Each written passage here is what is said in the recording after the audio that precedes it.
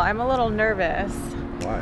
I don't want things to just like shoot right out of my body. I wouldn't be used to eating just meat.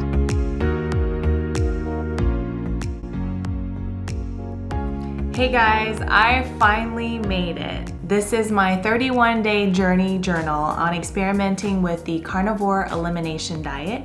I'm going to be sharing with you a little bit about what it is, why I decided to do it, and what exactly went down during my journey, my experiment in the 31 days of May.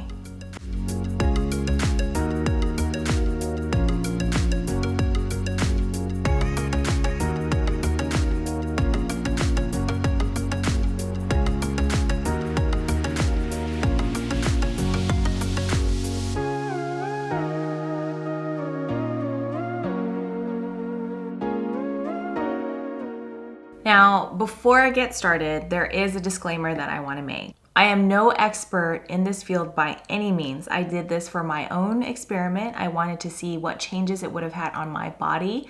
I did some research before starting this whole entire thing, and I was just curious and I wanted to be challenged. So please be sure you consult with your doctor just to be sure that your labs are in check, and that way you're healthy enough to pursue this particular experiment. So what exactly is the carnivore diet? Now, I throw in elimination is because you're literally eliminating all things carbohydrates and sugars, including things that are leafy green vegetables. I decided to cut out all dairy products altogether in this experiment. I did not include anything like milk, butter, and cheeses, even though they are animal byproducts, because it doesn't really sit well with my system. I decided to cut it out altogether. It also excludes other foods, including fruits, vegetables, legumes, grains, nuts, and seeds. All right, guys, so I'm going to give you a breakdown of how I went about doing this carnivore elimination challenge. And as with any diet, any challenge, it's so individualized. I wanted to be sure that it worked for me, and I was strategic, so I put a plan in place to make sure that I didn't deviate, and I certainly wanted to see the entire month through. I was also intermittent fasting, so the window that I did allow myself to eat was anywhere from 4 to 6 hours, and beyond that, there was no eating. In terms of liquids, I only had regular water, sparkling water, coffee, and teas. Now, coffees and teas were completely plain or black. No sugars, no creamers. This particular elimination diet, there's going to be obvious changes. So there were 6 things that for me, I wanted to keep track of to see there's any changes. So those things were my weight, my digestion, my energy levels, my mental clarity, or if I had any fog, my skin, and also my sleeping pattern. So those are the 6 things that I really wanted to keep track of throughout this entire month. So what exactly did I eat? I stuck primarily to the red meats that were higher in fat content, only for the sake of satiety. So one of my favorite cuts was the ribeye, which I absolutely love. I did have ground beef. It was a ratio of 85-15 most of the time. And then I had eggs and seafood. As I mentioned earlier, I stuck primarily to the salmon only because it's nutrient dense, it's higher in fat content, and it's just really good. So that was always a staple in this entire month for seafood.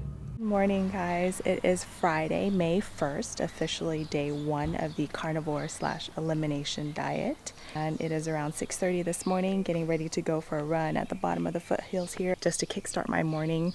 And when I come back, I plan on going to the docs to get some metabolic baseline biomarker testing. And I wanted to get a comparison at the end of the month to see how differently that has changed or fluctuated in terms of how often I ate, what I've cut out of my diet, and my exercise regimen, and see how that compares. It's May 13, which means I am 13 days into this carnivore elimination diet, and I'm struggling a little bit. It's definitely gotten a lot better since I've started. My energy levels are slowly starting to come back, but I've had some challenges in the last few days, and yesterday was actually the hardest for me because I had extreme cravings for sweets and crunchy things and like chips. I really wanted to eat a bag of chips. I had a run this morning, and I gotta say it was a little tough at first, but after getting about a mile or so in, my energy level started to pick back up again, and I was able to finish, stop by in town to my local coffee shop, grab my coffee, felt a little bit better. I'm still fasted, and I've gone down a few pounds. I fluctuate anywhere between 4 and 6 pounds, but I think that has a lot to do with the fact that my window of eating is around 4 to 6 hours. So I can't wait. Actually, I'm really looking forward to incorporating back some of the things that I like into my diet for variation, because I'm getting a little sick of eating meat. And physically, sometimes I feel a little sluggish and lethargic. I think the other thing is I'm not crashing like I usually do around the 2 or 3 o'clock hour, or I feel tired. I actually am solid throughout the day, and it's not until towards the end of the night where I start to settle in that I start to get tired around the time that I sleep. So that's the update. So you guys can imagine this entire month wasn't without its challenges. My first biggest hurdle was the first week and a half. Because I had eliminated all carbohydrates, all sugars, I didn't have anything to pull from in terms of my glycogen stores for energy. I felt very lethargic. I had no energy, no motivation to do any physical activity, and that was really hard for me. So even running up a hill, it felt like my chest was so heavy, but I still pushed through it anyways. After that first week and a half, it got a little bit easier. My energy level started to even out, so that was okay. My next biggest challenge was mid-month.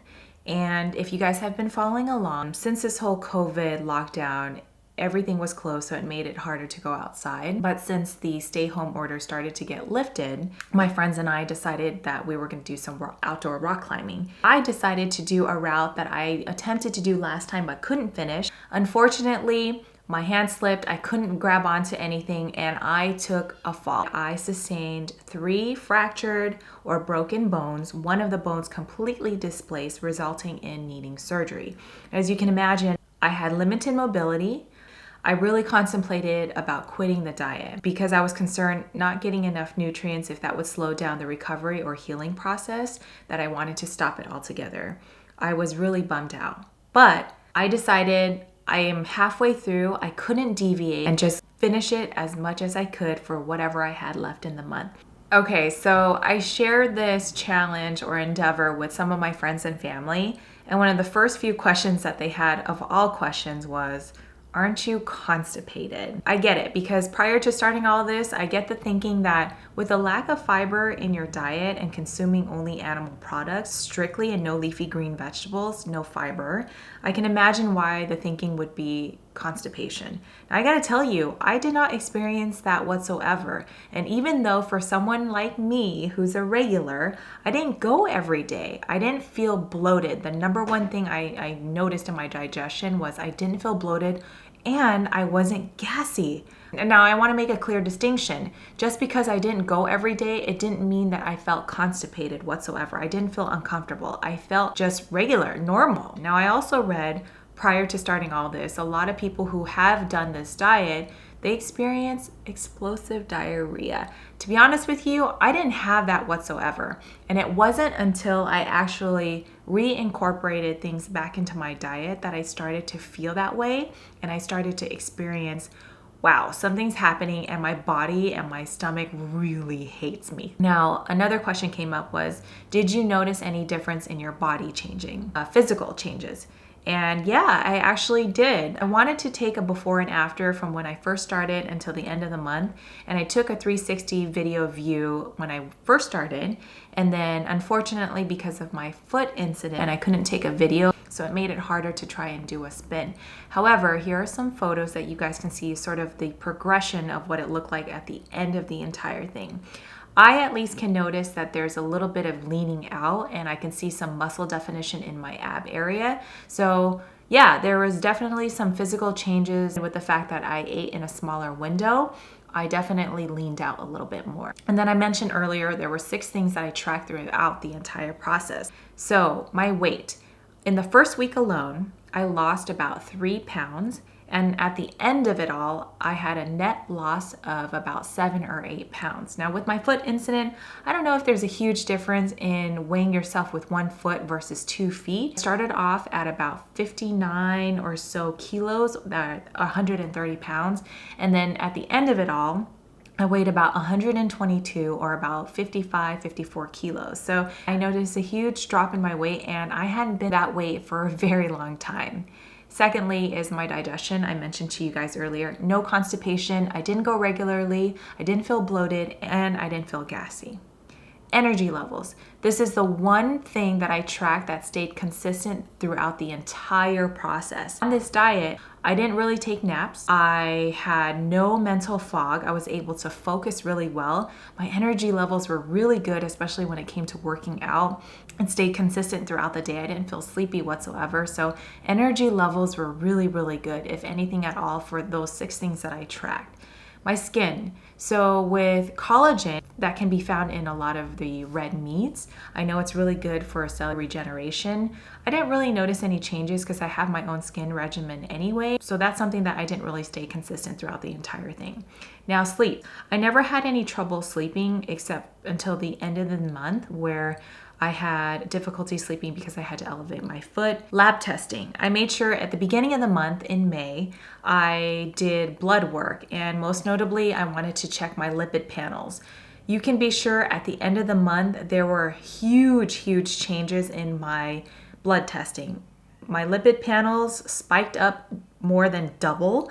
My primary care provider was a little concerned given my age because of some things that were very elevated. She thought I was going to have a mere heart attack and put me on statin drugs. And I said, you know what, doc, don't put me on drugs. I'm young enough, I'm resilient enough where I can bounce back, and I could reverse these numbers and get them down in no time.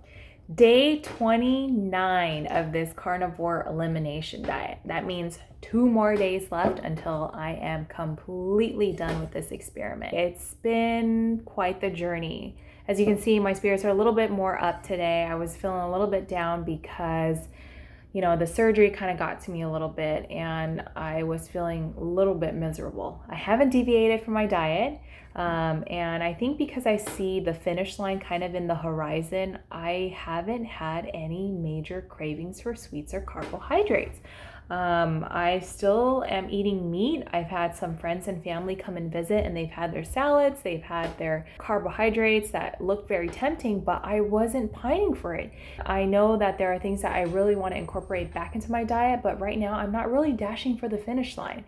And what I'm most surprised about is how much meat I can actually consume. So on average, I've been eating anywhere in the realm of 1 to 1.5 pounds of meat. And I didn't think I can eat that much in one day, let alone in one sitting. Today, I feel very focused. Today, I feel like I have the energy to pull if I wanted to do some physical activity. Of course, I'm still non-weight bearing because of the foot and the surgery. You can see here. And I can't do any standing motion, obviously, but if I wanted to incorporate any upper body, I can. In comparison to when I first started, it felt so heavy. Even when I did a run, I felt like an elephant sitting on my chest. But today, I really feel good enough to where if I wanted to incorporate upper body workouts, I could. So 2 more days. What are you eating, Maddie? Burger. I love burgers. Cheers. Cheers. All right, guys, that's it for me. Hit the like button, subscribe to the channel if you want to know more. What I will say is I learned a lot about myself throughout this entire process. If you decide that you definitely want to or are curious to engage in this or give it a try, be sure you consult with your physician first and that you're in the right state to do so, and that you don't have any underlying issues that would put you over the top, because you are going from one extreme to the next. You want to be sure that you're in a good place to be able to pursue something like this. So while I have my indiscretions, is this sustainable for me? Probably not, because I like to keep a healthy, well-balanced diet and incorporate a good amount of exercise and physical activity into my daily routine. So check with your physician. Leave your questions, comments, and concerns down in the comment boxes below. Subscribe to the channel for more content. In the meantime, stay healthy, stay well, stay connected, be kind to one another, and I'll catch you guys in the next one.